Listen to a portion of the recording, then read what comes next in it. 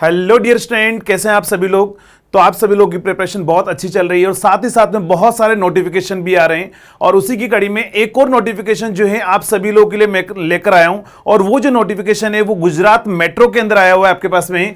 और ये जो नोटिफिकेशन आज ही रिलीज हुआ है आपके पास में, अगर आप देखोगे तो गुजरात मेट्रो रेल कॉर्पोरेशन के अंदर ये आपके पास में नोटिफिकेशन है। और यहां पर जो है किस किस के अंदर आपके पास में वैकेंसी आ रखी है, कौन कौन सी ब्रांचेस में आई हुई है, तो ये सब अपन बात यहां पर करने वाले हैं। और क्या क्या एलिजिबिलिटी क्राइटेरिया होगा, क्या फाइनल ईयर स्टूडेंट यहां पर अप्लाई कर सकते हैं या नहीं कर सकते हैं। तो यहां पर देखो वैकेंसी तो सभी ब्रांचेस के अंदर आ रखी है। यहां पर इलेक्ट्रिकल हो, चाहे मैकेनिकल हो, चाहे सिविल हो, चाहे आपके पास में इलेक्ट्रॉनिक्स हो, सभी ब्रांचेस के लिए वैकेंसी है। तो देखो अगर वन बाय वन बात करें तो यहां पर आपके पास में सबसे इंपॉर्टेंट डेट जो है, पहले अपन उस पर बात करते हैं।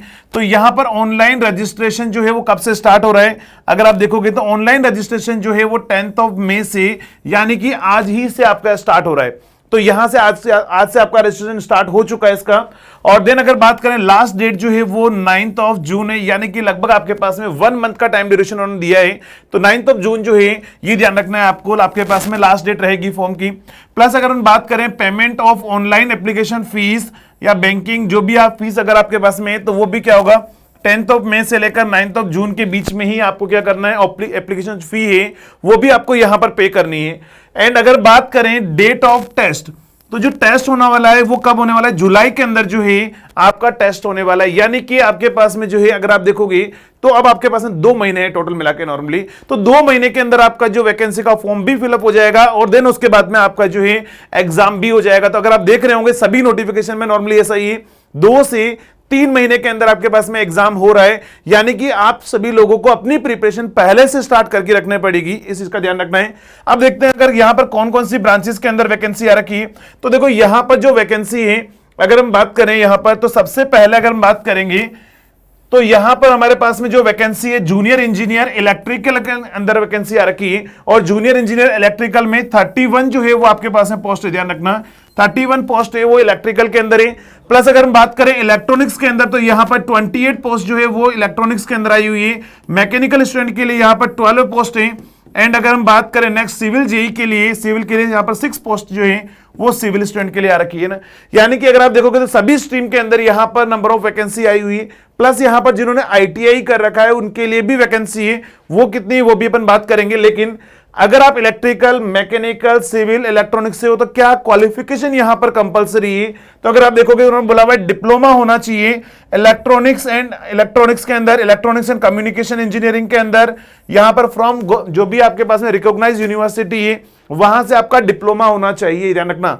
यानी कि यहां पर अगर आप देखोगे तो ओनली डिप्लोमा स्टूडेंट ही अलाउ है। यहां पर आपके पास बीई बीटेक वाले स्टूडेंट जो है वो अलाउ नहीं है, इस चीज का ध्यान रखना है। इलेक्ट्रिकल के अंदर बात करें यहां पर तो इलेक्ट्रिकल इंजीनियरिंग होनी चाहिए। नेक्स्ट बात करें यहां पर एज लिमिट जो इन्होंने बोल रखा है 18 से लेकर 28, ध्यान रखना एज लिमिट सभी ब्रांचेस के अंदर जो है वो 18 to 28 आपकी एज होनी चाहिए। कब तक, जब आपका नोटिफिकेशन रिलीज हुआ है। तो ध्यान रखना नोटिफिकेशन रिलीज होने तक आपके पास में यहां पर जो है आपकी एज इतनी होनी चाहिए। और यहां पर जो फाइनल ईयर स्टूडेंट है जो अभी आपके नोटिफिकेशन से पहले जो पास आउट हुए वो ही अलाउड है ना। यानी कि आपके पास में जो फाइनल ईयर स्टूडेंट है वो इसका फॉर्म नहीं भर सकते हैं। पास आउट आपके पास में होना चाहिए डेट तक, यहां पर जो नोटिफिकेशन की डेट है वो रिलीज हुई है वहां तक। प्लस अगर हम बात करें तो यहां पर मैकेनिकल के अंदर या फिर आपके पास में इलेक्ट्रॉनिक्स के अंदर ही बात करें तो डिप्लोमा, यहां पर भी मैकेनिकल में डिप्लोमा होना चाहिए। सिविल स्टूडेंट के लिए भी क्या होगा, सिविल में आपके पास में डिप्लोमा होना चाहिए। यानी सभी ब्रांचेस के अंदर जो है वो डिप्लोमा स्टूडेंट ही अलाउ है। तो ध्यान रखना डिप्लोमा स्टूडेंट ये फॉर्म आप फिल कर सकते हो। प्लस अगर हम बात करें यहां पर फिटर के अंदर भी वैकेंसी आ रखी है और यहां पर आईटीआई होनी चाहिए। नेक्स्ट इसके बाद में अगर हम बात करेंगे तो अगली जो वैकेंसी है वो फिटर के अंदर, इलेक्ट्रिकल के अंदर भी आ रखी है। यहां पर भी आईटीआई उन्होंने बोला हुआ है। तो यहां पर ये सारी वैकेंसी आगे जो है वो आईटीआई वालों के लिए, इलेक्ट्रिकल में 60 वैकेंसी है और यहां पर 33 वैकेंसी है इलेक्ट्रॉनिक्स के अंदर। तो ये आईटीआई की वैकेंसी है। लेकिन डिप्लोमा वालों के लिए जो वैकेंसी है वो मैं आपको ऑलरेडी बता चुका हूं। अब अगर हम बात करें तो यहां पर जो आपका सिलेक्शन प्रोसेस है वो क्या होने वाला है। तो सिलेक्शन के अंदर आपको क्या क्या चीजों का ध्यान रखना है। अगर हम यहां पर बात करें, देखो क्वालिफिकेशन के अंदर उन्होंने बोला हुआ है कि क्वालिफिकेशन क्या होना चाहिए, मिनिमम क्वालिफिकेशन जो है कॉलम नंबर 6 में जो उन्होंने बोला हुआ है, यानी कि आपके पास डिप्लोमा, डिग्री, आईटीआई जो उन्होंने बोला हुआ है कि 2 ईयर आपके फाइनल ईयर स्टूडेंट आपके पास क्या होना चाहिए।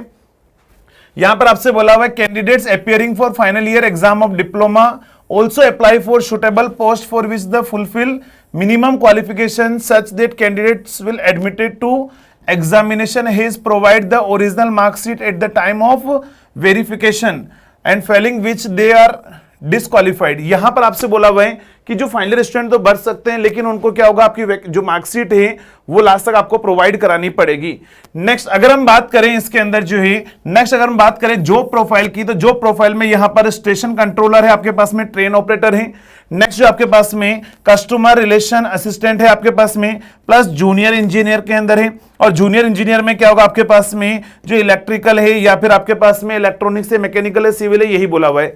अगर हम बात करें यहां पर जो काम की आपके पास में चीजें, वो है हमारे पास में यहां पर जो है क्या सिलेक्शन प्रोसेस होगा, तो सिलेक्शन प्रोसेस में यहां पर रिटन टेस्ट होगा एंड साथ में क्या होगा आपके पास में गुजराती लैंग्वेज। देखो ये जो वैकेंसी है गुजरात मेट्रो के अंदर आई हुई है, यानी कि आपके पास में जो है गुजराती लैंग्वेज जो है वो आपको आनी चाहिए। मतलब उन्होंने बोला है कि हम गुजराती लैंग्वेज का भी आपका टेस्ट लेंगे, तो यहां पर उन्होंने बोला है कि 20 मार्क्स का जो गुजराती लैंग्वेज का टेस्ट होगा और 100 मार्क्स का आपके पास में जो है वो रिटन टेस्ट होगा। बट ये जो 20 मार्क्स है, ध्यान रखना, ये जो गुजराती लैंग्वेज की जो 20 मार्क्स है उसके लिए भी उन्होंने क्राइटेरिया रखा हुआ है कि आप क्या करोगे, जो गुजराती लैंग्वेज है सिक्योर मिनिमम कितने 60% मार्क्स एंड 50% मार्क्स किसके अंदर, in the test of Gujarat language. ध्यान रखना गुजरात लैंग्वेज जो का जो टेस्ट होगा 20 क्वेश्चन का 20 मार्क्स का, तो वहां पर क्या होगा आपके पास में 60% आपको लेकर आना है जो जनरल कैंडिडेट है, और जो SC ST या OBC है उनको 50% जो है आपको क्वेश्चन या फिर आपको मार्क्स लेकर आने हैं 50% मार्क्स।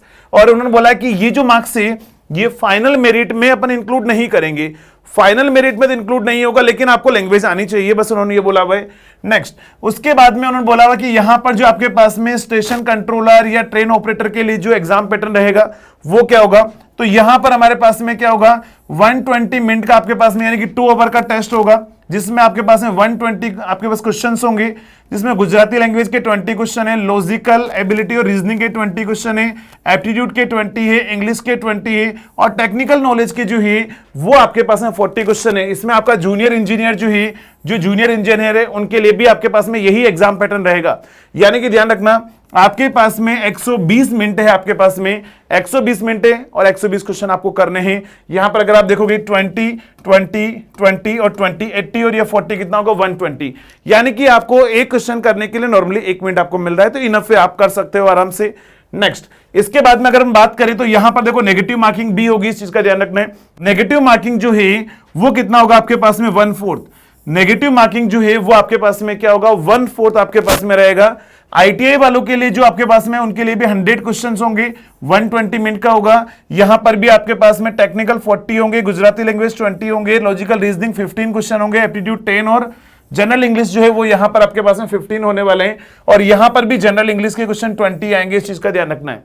तो यानी कि आपको इंग्लिश भी पढ़ना है यहां पर इसके लिए। इसके बाद में जो है आप जैसे ये मान लो यहां पर कट ऑफ जो है क्वालिफाई करते हो, तो यहां पर आपके पास है अगर आप उस रैंक में आते हो तो उसके बाद में आपका मेडिकल एग्जामिनेशन भी होगा। तो ये सारी चीजें यहां पर आपके पास में एग्जाम पैटर्न के अंदर आपको ध्यान रखनी है। नेक्स्ट इसके बाद में अगर हम बात करें तो यहां पर जो है यहां पर उन्होंने और भी बहुत सारी चीजें बोल रखी है कि उन्होंने बोला हुआ कि हाउ टू अप्लाई में क्या करना है, आपको क्या करना है, आपको वेबसाइट पर जाना है, वेबसाइट में जाकर आपको सारी चीजें आपको फुलफिल करनी है। लेकिन उन्होंने यहां पर ध्यान रखना फोटो की साइज क्या होनी चाहिए, सिग्नेचर कैसे होना चाहिए, उसके लिए भी उन्होंने आपको बताया हुआ है। क्योंकि बहुत बार ऐसा होता है कि जो बहुत सारे कैंडिडेट है वो SSC JEE एग्जाम के अंदर फोटो की वजह से या सिग्नेचर की वजह से भी वो एग्जाम नहीं दे पाते हैं।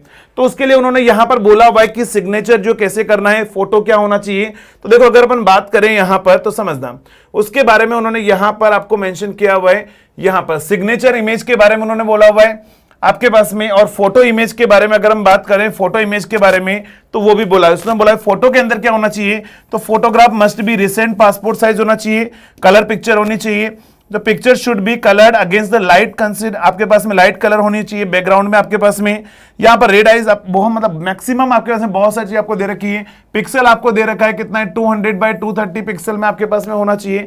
तो ये सारी कंडीशन आपको मस्ट रीड करना है। तो ध्यान रखना ये भी आपके लिए अच्छी अपॉर्चुनिटी है, लेकिन बस इसमें एक ही प्रॉब्लम है कि जो गुजरात के स्टूडेंट है उनको गुजराती लैंग्वेज तो आती है, लेकिन जो अदर स्टेट के स्टूडेंट हैं उनको थोड़ा सा गुजराती लैंग्वेज का जो एग्जाम है वो जरूर क्लियर करना पड़ेगा। अगर आपको गुजराती नहीं आती है देन आप इस एग्जाम में पार्ट नहीं ले सकते। मतलब आप अगर गुजराती लैंग्वेज में 60% मार्क्स नहीं लाओगे जनरल में अगर आप हो, तो देन आपका जो टेक्निकल वाला जो पोर्शन है वो चेक ही नहीं किया जाएगा। यानी कि आपको मेन चीज क्या है, आपको गुजराती लैंग्वेज वाला जो पेपर है वो मस्ट क्वालिफाई करना है।